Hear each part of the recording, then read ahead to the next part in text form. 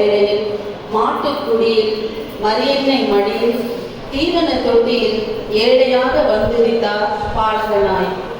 வான தூதர்கள் வழிகாட்ட, வான் நட்சத்திரங்கள் ஒளியூட்ட, இடையர்களுக்கு பிரமிப்பூட்ட, சாஸ்திரிகள் பாலகனை வணங்க, ராஜாக்கள் பொன் வெள்ளி தூபம் படைப்பூட்ட, இனிய நன்னாள் இந்நாள்.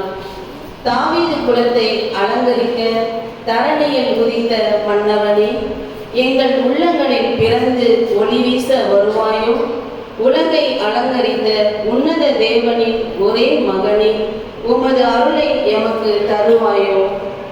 ஒளி விளக்குகள் அலங்கரிக்க, பட்டாசுகள் படபடக்க, மக்கள் மனங்களில் மகிழ்ச்சி பொங்க, புத்தாடைகள் மீனுமிடுக்க, பாடல்களும் வாத்தியங்களும் கலகலக்க, அன்பு மனம் மலர்ந்திட, அகிலத்தில் பாவம் மறைந்திட உதித்த இளம் விடியல். மார்கழி பணியில் மாட்டுத் தொழுவத்தில் பிறந்த புனித ஒளி, கருணையில் சிகரமாய் கடவுளாய் பிறந்தார். தியாகத்தின் திருவுருவமான இயேசு கிறிஸ்து பூமியில் மனிதராக அவதரித்த தினமான கிறிஸ்துமஸ் பற்றி பேசுவதில் மிக்க மகிழ்ச்சி அடைகிறேன். உலகம் முழுவதும் உற்சாகமாக கொண்டாடப்படும் கிறிஸ்துமஸ் பண்டிகை அன்பையும் தியாகத்தையும் போதிக்கும் ஓர் திருநாள். கிறிஸ்துமஸ் ஆண்டுதோறும் டிசம்பர் 25 கொண்டாடப்படுகிறது. உலகின் பெரும்பான்மையான மக்களால் கொண்டாடப்படுகின்ற ஒரு பண்டிகையாக கிறிஸ்துமஸ் திகழ்கிறது. மதங்களை கடந்த ஒற்றுமையின் சின்னமாக கிறிஸ்துமஸ் விளங்குகிறது. இறைவன் எளிமையின் வடிவமாய் ஏழைகளுக்காக பிறந்தவர், எளியவனாக வாழ்ந்தவர்.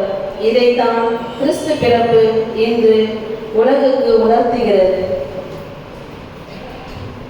இத்திருநாளில் கருணையின் வடிவான இயேசுவின் பாதையில் வழிநடந்து ஏழை எளிய மக்களுக்கு உதவிட வேண்டும்.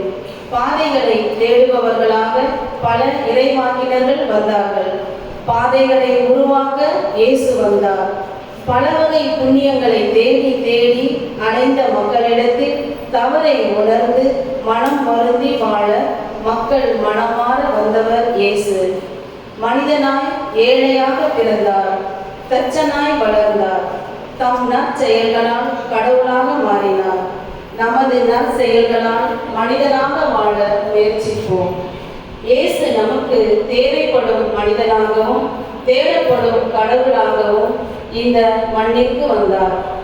பெத்லகேம் சூரியனே, துன்பங்கள் களைந்து துயரங்களை தகர்த்திட விடியலென வந்தவரை, அன்பை மட்டும் விதைத்து சென்ற இயேசு பிரானின் பிறந்த நாளில் நாமும் அன்பை விதைப்போம்.